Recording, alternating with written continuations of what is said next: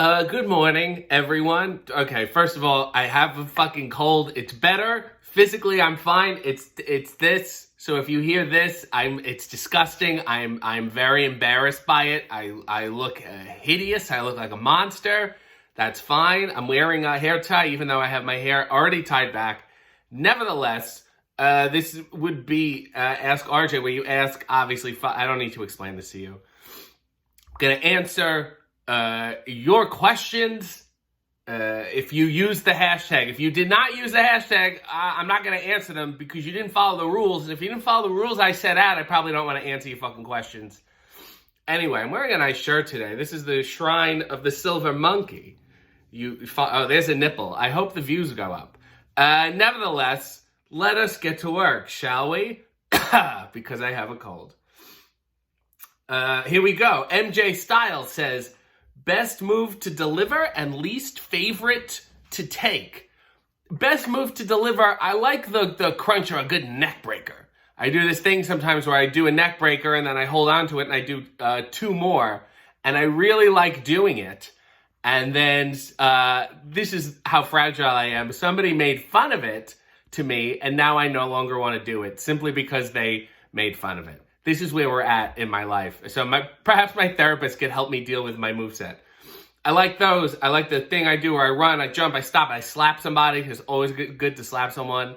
And I will say, I have been working on a new move.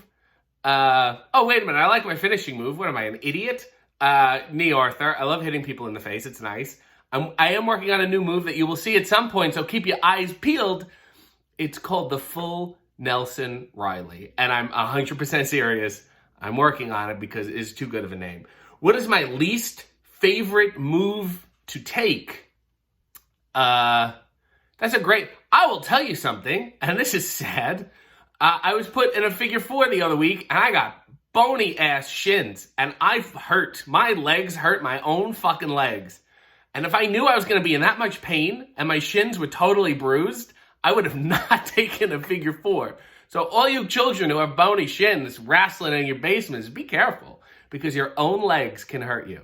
That's my worst, my least favorite Agatha Christie novel. Your own legs can hurt you.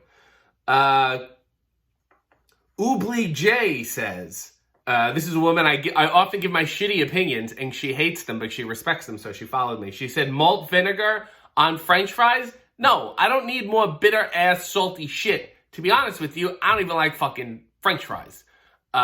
Ketchup is okay, and that's about it. This isn't England. We're not in Ireland. We're like, let's be very salty about everything. It's gross, and it's disgusting. And then, especially if you're at a fair and you have a paper box or something, it'll seep.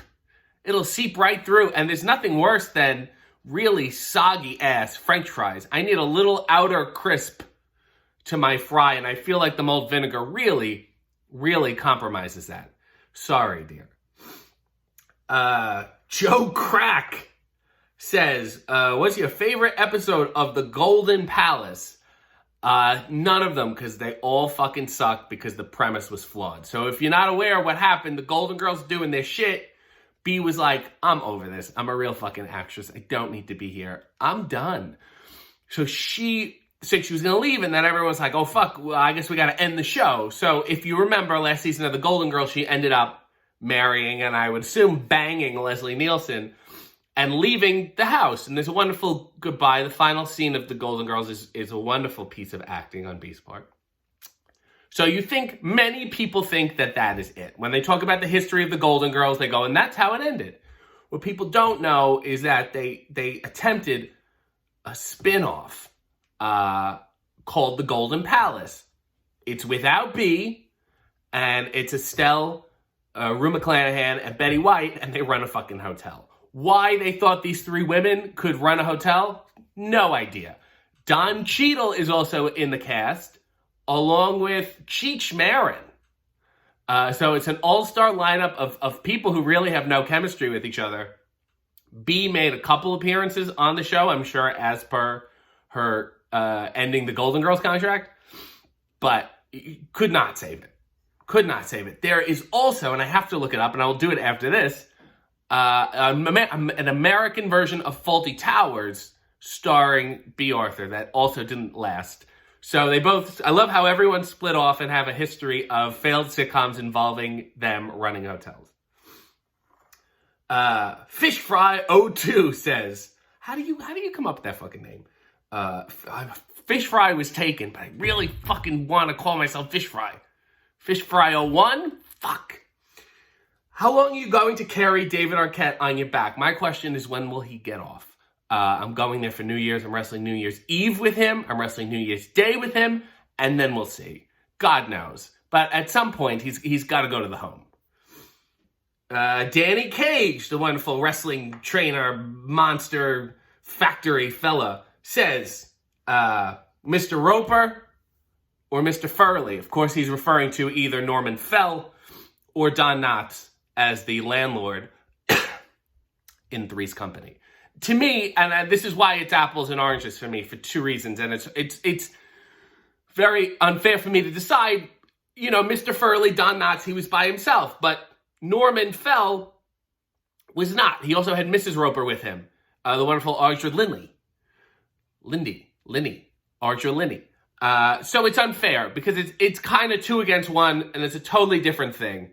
They had much more qualities. There was a whole relationship dynamic. The other reason is that Norman Fell was so successful as the Ropers, they wanted to spin off the Ropers into their own thing. And famously, he did not want to leave. They said, don't worry, if it fails, you can come back. So he left to do the spin-off. They replaced him with Don Knotts. And then, of course, it failed, and they did some bullshit where he couldn't come back, which sucks. I just feel bad for Norman Fell. I think Don Knotts would have been fine without this in his life, in his career, because he did plenty of other things. Not that he was bad here, because he was great. But if I had to consider the emotional well-being of the actors, I would pick Mr. Roper. He also said Maude or the Golden Girls. Holy shit. Maude is great. And I love the Golden Girls, and they have a wonderful boom. But Maude is some heavy, really good acting, really good writing, really good topics that are still quite timely today. The Golden Girls simply do not have that. Golden Girls have, Sophia is coaching a youth football team. So, the better acting, I will say Maude. And finally, he says, this is a good cough, It's a Living or BJ and the Bear. Two sitcoms. One was about this fucking fella and his monkey that just drove around, which was dumb. And the other one was It's a Living, which was literally about waitresses in a restaurant, and that's it. Nobody ended up really being famous on these shows, but I will say BJ and the Bear was so much more gimmicky that it becomes more memorable. So I would have to go with BJ and the Bear begrudgingly. Kayla says, what did you sacrifice for Saturnalia this year? The wonderful weirdo Roman Christmas thing. My goodwill and hope. Riz Plays Games says, why? I've been trying to answer that fucking question for the longest time, and my therapist thinks it has something to do with my mother, which if you saw my last Coffee and Underwear, you'll understand that completely. Randy Belmont says, what is your favorite Dean Jones Disney movie? Dean Jones had like a string of Disney movies where it's like him and a car or him and an animal. My personal favorite is That Darn Cat. But beyond that, he did the Love Bug, Herbie the Love Bug. And there's the one where Herbie goes to Monte Carlo. And I like that one because it has Don Knotts in it. Retro 90s Kid says, who's your go-to booty call from the 70s, 80s, or 90s? 70s, Madeline Kahn. 80s, probably Madeline Kahn. 90s, I feel like Madeline would have tired of me by then. So the blonde-haired woman who was Brooke Shields' arch nemesis in Suddenly Susan. I can't remember her name, but I had a big fucking crush on her when I was a kid because she was a very bad person. Look it up and you'll know exactly who I'm talking about. Also on that show, I thought he was very fucking attractive, Nestor Carbonell. Happy to get these names out there again. Okay, Cupid Boy 143 says, How does it feel to be offensively perfect? I would ask you, why are you ignoring willingly my obvious fucking flaws? They are out there in the open. I tweet about them constantly, and you only look at my good skin, which right now isn't even that good. I'm going to have to put a filter on this when I'm done because I hate how I look. Why are you overlooking those? And why are you raising my good qualities above your own so much as to call me offensively perfect? That's what I would like to know. Tabby Lava Lamp says, how awesome is the character Hildy in On the Town? Wonderful. It's a wonderfully written character, whether it's you're watching the musical or the movie. In the movie, that girl, and I can't for the life of me remember her name right now, plays a lot of other shit later in life. What was she in? She was a landlady. What am I thinking of? Oh, dear Lord. Look, I'll look it up later. Hildy, wonderful. Look it up. On the Town is fun. Decent Sinatra film. Team Partier says, fuck, marry, kill, B. Arthur, Joan Rivers, Phyllis Diller. Let's all take a moment and close our eyes and imagine the sounds that each of these women would make in their respective voices from the bedroom. Should I make love to any of them? Wow. Okay. I'm marrying B. I want B my whole life. She can walk barefoot around my house, and I will take care of that woman till the day she dies. And then I will be no more. I couldn't go on after that. To B. Arthur, I'm marrying. Fine. So we have to fuck or kill either Joan Rivers or Phyllis Diller. Joan Rivers was before, whatever, was very, very attractive. If it's a young Joan Rivers, we're fucking. Phyllis Diller always seemed crazy and fun. And I think she would be fun to kill. Not that I wouldn't feel bad about it, but I feel like in the moment, a lot of hijinks would happen, a lot of slapstick and so forth. Also, I think, and I have to look this up, I believe David is the owner of a bunch of Phyllis Diller's hats. So when I go there, maybe I can go into his storage and grab some and we can wear them to the ring. Team Partier asks another question. Same question. Great. Valerie Bertinelli, Suzanne Summers, Justine Bateman. Valerie Bertinelli, I'm going to kill. Suzanne Summers still looks incredible after all these years, so I'm going to marry her, and we're fucking Justine. Sorry, Justine. Joe Crack again says, ooh, this is a deep one. Do you think that Scrooge McDuck, the notorious skinflint, great term, is an ethical billionaire the way Bruce Wayne is? Like, does he provide good benefits to his employees that are under constant threat from the Beagle Boys, evil billionaires, and supernatural forces? I gotta tell you something. I think Batman in the TV show was perhaps very philanthropic. I think the ones in the movie, he's a fucking asshole. Any version of the movie, Michael Keaton, George Clooney, Christian Bale, but Ben Affleck, obviously. I just think he's a fucking asshole. He's living in this giant house by himself. Just live in the fucking cave and rent that out as a tenement building or something. Scumbag.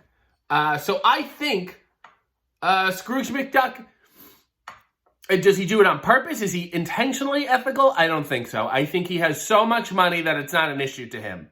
The ethics of his employees, and he'll give them benefits and things of that like. He'll protect them because they're his employees and they're working for him and his assets are important to him. So I would certainly like to think so.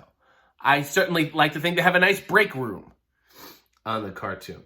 Captain Joel 17 says, he coughed and then he said, favorite childhood holiday memory? Ooh, that's a good question. Do I have a favorite childhood holiday memory? Not really. What did I like? I did so long ago, at Christmas, I went to go see Pee-wee's Playhouse on Broadway, and that was so lovely, and began a wonderful burgeoning friendship of a sweet man who was also friends with David Arquette. That was very Christmas in New York for me. I loved it very much. It was very joyous. I will say that. Your boy Squints says, any plans on coming to the St. Louis area? No, absolutely not. Missouri, not on my list. There's a promotion there. I don't think they like me, but that's whatever. I'm sure there's other ones there. Will I go? Sure. Is it on my list? No, I feel like I'll pass through it at some point. So hang in there. I'm obviously very excited. Merch Boy Todd says, oh, I sound like old Lucille Ball. Rank the bangability, another great word, of the Golden Girls, including Stanley. I'll tell you this, Stanley absolutely had a huge penis. The wonderful Herb Edelman, he had, something was hanging low on him. Bangability. Well, for me, B, top of the list. She could have her way. At the end of the day, I will be stunned. She would suck my soul out of my body. And that's before she even touches me. B is number one. Below her, Blanche, of course, who I feel like is probably not even that good in bed because she's so loose with it. Do you know what I'm saying? She's so desperate to want it, and I feel like the quantity is so high that perhaps her quality is low. Just spitballing. I think Sophia would be a minx, the wonderful Estelle Getty. If you ever saw her with brown hair, she is a trip. And then Stan, because I'd rather be fucked in the ass by Herb Edelman than ever get into bed with Betty White. Next question. Alan Russell says, do you think you're on the naughty or the nice list this year? I've been a very good fucking person this year. But my neurosis is such that I could not accept myself actually being on the nice list. I would think there's some conspiracy and they're going to bring me down. So I would hope emotionally that I'm on the naughty list. But based on what I've done this year, I would say let's be on the nice list. But I don't want to be. Do you understand what I'm saying? Sam for sure, bro. All right. First question. What do you look for when in antiquing? So this is the thing about me and antiquing. I like antiquing. I like walking through these musty-ass places and putting my hands behind my back and browsing and putting my sunglasses in my mouth like this. I really enjoy that a lot. However, the things I am interested in buying aren't technically considered antiques. Like they're from the 60s, 70s, and 80s. Time-wise, that doesn't qualify them as antiques. It's my understanding antiques have to be like 75 years or older. Which are pretty fucking, I'm sorry. I like looking at fucking coins from the war, but I don't want them. I'm not gonna fucking buy them and have them at my house. But a fucking Match Game lunchbox, I will use that every single day. So what do I look for? Things that are not antiques. What do I like to look at? I like looking at antiques. I like going, oh, look at this. Oh, this is the Civil War. Anything from a war that I like to pretend that I know about. Second question she asks, does Eight-Legged Freaks hold up? I have not fucking seen it because I am terrified of spiders. That's one thing David has over me. He doesn't quite understand that it's a fucking phobia, so he likes to fuck with me and it's not cool. So does it hold up? Yes, as a fucking piece of shit. Ooh, Robski33 says Bill Macy, who was, not William H. Macy, Bill Macy, who was B. Arthur's husband on Maude, Walter. God will get you for this, Walter. Or Herb Edelman, who I mentioned before. It depends what we're doing. If we're marrying someone, Stan was notoriously a bad husband. Bill Macy was a great husband. But again, penis size, Herb Edelman has easily the bigger penis compared to Bill Macy. Depends what we need to get done. Buff Baby says, what was the last thing that made you genuinely blood red angry? And what was the last thing that made you cry? What was the last thing that made you genuinely blood red angry? Probably when my mother ambushed the coffee with the cats and fucked up my shit. I think you can tell that I am very, very angry. What was the last thing that made you cry? A few months ago, I got a call from a dear friend who was just asking how I have been doing, because I was going through some stuff. And he reached out to me, gave me a nice call, and I was so moved that I perhaps got a little emotional. I'm not ashamed to say it. It was in the car, and I got teary, and it's okay. Because you have to realize that love in your life cannot come from just one source. There are many different kinds of love, and they come from many different places, and you don't realize the support system you have until you need it. So it was a very nice reminder, and I found it overwhelming.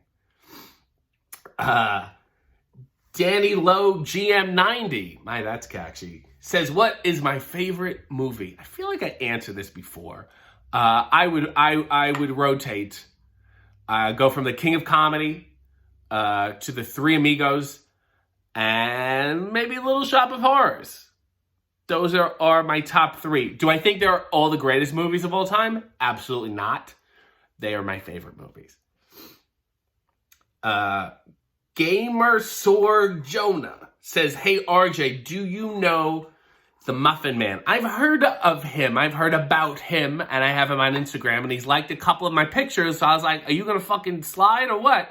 But then maybe he's, I don't know, started hooking up with someone, and then cooled off. Scruffy or Rebel said, favorite Talking Head song? Oh my. First thing, top of your head, would be Once in a Lifetime, which is a very good song. I also like Take Me to the River. And I also really like Life During Wartime, which is not, like on their top list. I hate Burning Down a House.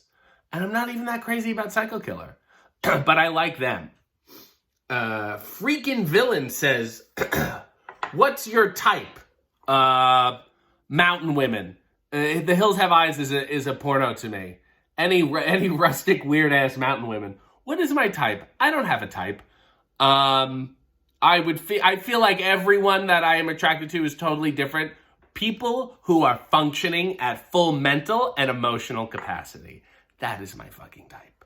Okay? That's way fewer people than you realize. El Gato Pollo Loco says, so, what are your real thoughts on the spin-offs loosely based on one-off characters? Think Laverne and Shirley or Empty Nest. Well, I will say on one-off characters, that's very difficult. What would happen is with things like Laverne and Shirley and Empty Nest, they would do backdoor pilots, meaning they would put those characters like Laverne and Shirley, they would stick them on Happy Days already knowing that they want to make something with them. So it's basically like a screen test and an audience test. That happens a lot. There's one episode of Married with Children where Al Bundy's like, oh, I gotta go. Hey, my best friend's coming over. And it's this guy that they wanted to do a backdoor pilot with, and I think it fucking stunk and they never did anything. I can't remember. So those are weird because they're so intentional and they're plotting them. I will say my favorite spinoff based on a smaller character, even though it's not a one-off, would be that Family Matters was spun off from Perfect Strangers. It's so fucking rare that the spinoff has a much bigger boom than the original. And Norman Lear, after All in the Family, he could do no wrong. And if a character showed up and farted, they had like a 3-episode deal. The Real K-Tron says, what is the last book you read? A wonderful book called Disgraceland. This guy has a podcast called Disgraceland, and it's about all the debauchery, historical debauchery of famous musicians and singers, and I love it. And it's great. And how Elvis shot his television, pulled out a gun and shot his television because Robert Goulet was on it. Shit like that is really what I live for. There's that book. There's other ones I have to get through. I was just gifted the new Gary Shandling book, which I need to read. David sent me the history of vaudeville because he wants to come up with an act and take it on the road. So I need to get through that too. And then I have a bunch of Hollywood conspiracy books I have to get through. And I feel bad. I feel like I'm going to have to Burgess Meredith Twilight Zone myself and go into my basement and hope the world explodes so I can get through these books. Which is a shitty episode of the Twilight Zone. It's so fucking dumb. The Twilight Zone is usually very, very smart, and you don't see the twist coming, and it has a moral punch. That one is just like, oh, he tripped and his glasses broke. How sad. It's like, it's just fucking shit. Dan J. Ms. Perry. What the fuck? How am I supposed to say that shit? Daniel Perry says, what is your favorite Venga Boys song? The fucking boys are nothing without the bus. Those boys without the bus are shit. They needed that bus to live. I'm all on the Venga bus. I'm pro Venga bus. Stephen Perry, I wonder if he's related to Daniel Perry from the last question, says, will there be a sequel to Monster Brawl? Oh my God, it's a miracle that there was even a first film. At the end of the movie, for the three of you who have seen it, there is kind of a sequel of perhaps a title fight between Robert Maillet, who was formerly Kurgan and plays Frankenstein in the movie, and a young fella named Kevin Nash, who turned into a zombie by the end of the movie. Oh, fuck, I spoiled it for you. I'm so sorry. They look like they're going to go head-to-head, and you go, ooh, yeah, that would be exciting. And then I assume when a movie loses money, as I would hope this movie did, that there would be no interest in making another one. I mean, I'm down. I just don't know who else is. But didn't I die? I fucking died twice in the movie. Jesus. I already died twice. I don't even think I would be back. Fuck it. They can do what they want. Tabby Lavalamp again asks. I already asked this question, but damn it. After reading Mr. City's exchange with Xavier Woods, I have to ask RJ, is Stop or My Mom Will Shoot the best Sylvester Stallone movie or just top 5? I would say it's top 5 only because Cliffhanger's so good. I think Rocky is not that good of a movie. I mean, obviously the sequels get worse and worse and worse. The best thing about Rocky is that it has a very good cast. They're all great actors. I mean, not Sylvester Stallone, but Burgess and Talia and Carl. So, yeah, I'd say Stop or My Mom Will Shoot is certainly some of Estelle's best work on screen. Dustin Swift says, when are you going to discuss the fuckability of Phil Collins and Paul Rudd, respectively? Oh, good. I thought you wanted me to ask what it would be like if you would have fucked them together. Phil Collins really went through really hung in there with some bad 80s looks. I mean, his music is so strong that you'd fuck him no matter what, which is great. His longevity is very impressive. Paul Rudd, you're really like, when is this guy gonna crack? Is this a fucking Dorian Gray scenario? Is this a Benjamin Button deal? I don't quite understand. Both very fuckable. Paul is fuckable. I'll give him that. Might be a little bland. Just compared to Phil Collins. If I had to fuck either of them, I'm picking Phil Collins just because the depth of that man, who knows, you know? Talk about... it's so weird. I was having sex with Phil Collins, and I said, where do you want to come? And he said, in the air.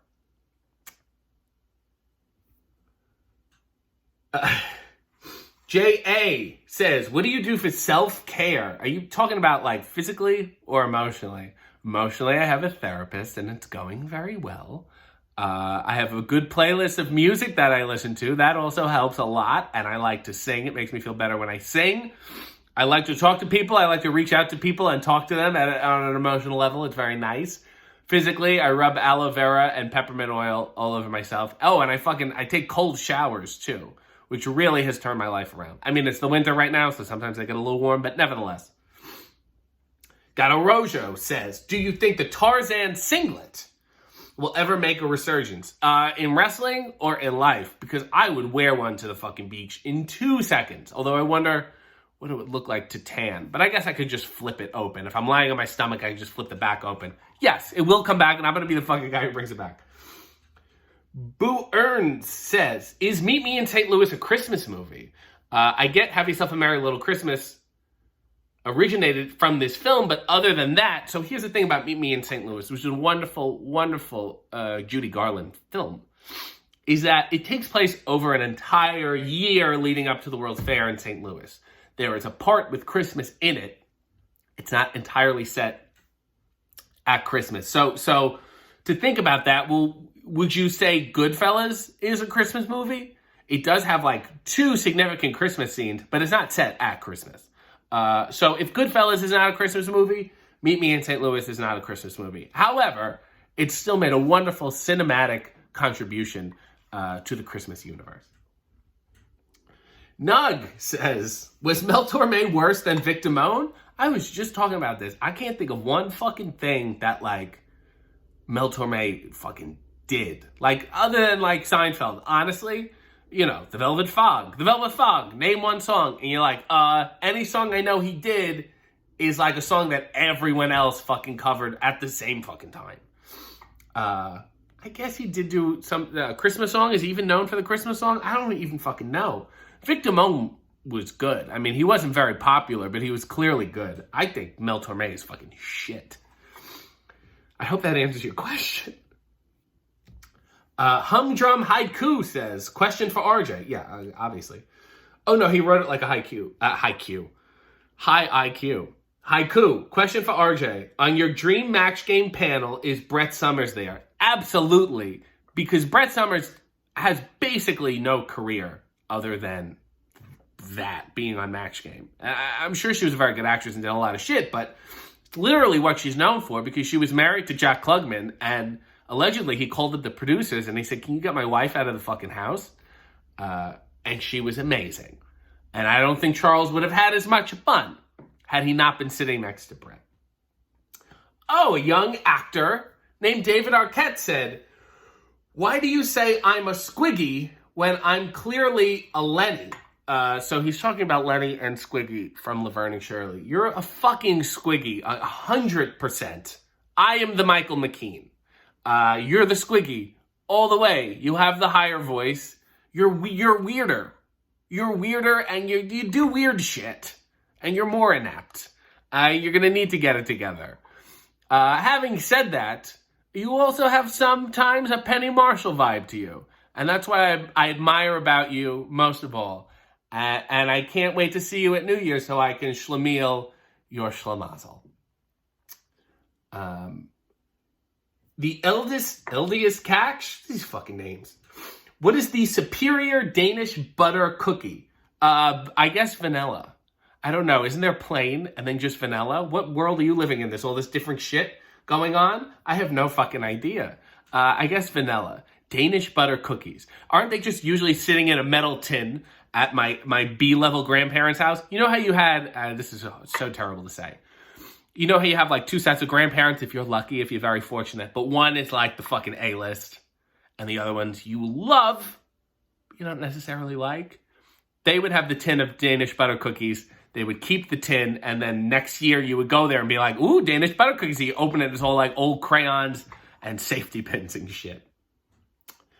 ASKRJ. Blanche, Sophia, Dorothy, and Rose. Fuck, marry, or kill. Last one, ghost.